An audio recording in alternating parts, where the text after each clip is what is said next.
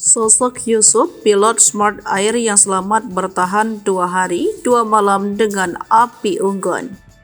Sosok Muhammad Yusuf Yusandikan Katohe, 29 tahun, pilot Pilatus Smart Air Aviation yang jatuh di Binuang, Nunukan, Kalimantan Utara, Jumat 8 Maret 2024 jadi sorotan.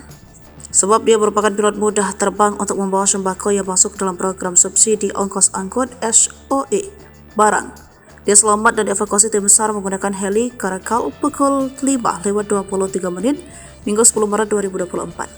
Yusuf, seorang teknisi bernama Denny Sobali asal Pangandaran, Jawa Barat, membawa pesawat yang mengangkut 583 kg sembako dari Bandara Tareka menuju Krayan Nunukan. Jika Kapten M. Yusuf selamat, rekan Sobali ditemukan meninggal. M. Yusuf selamat terjebak di hutan tanpa petunjuk, namun dia mampu selamat setelah menyalakan api unggun dan memberi tanda asap.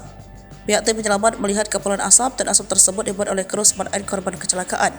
Pilotnya selamat dan teknisinya meninggal dunia, ujar Kepala Desa Binuang Krayan, Calvin Daud Ipin, saat dihubungi melalui sambungan telepon pada Minggu 10 Maret 2024. Dan di 0910 Malinau, Letkol Infanteri Alison mengatakan, saat lokasi kecelakaan ditemukan, korban sempat membuat tanda permintaan pertolongan dengan kepulan asap. Kapolsek Krayan Selatan Ibda Andi Irwan mengatakan, warga sekitar lokasi kejadian bahwa sempat mendengar dentuman keras di tebing gunung sekitar pukul 10. Warga yang berada di sekitar TKP mendengar ada suara dentuman tebing gunung, kata Andi Irwan kepada tribunkaltara.com.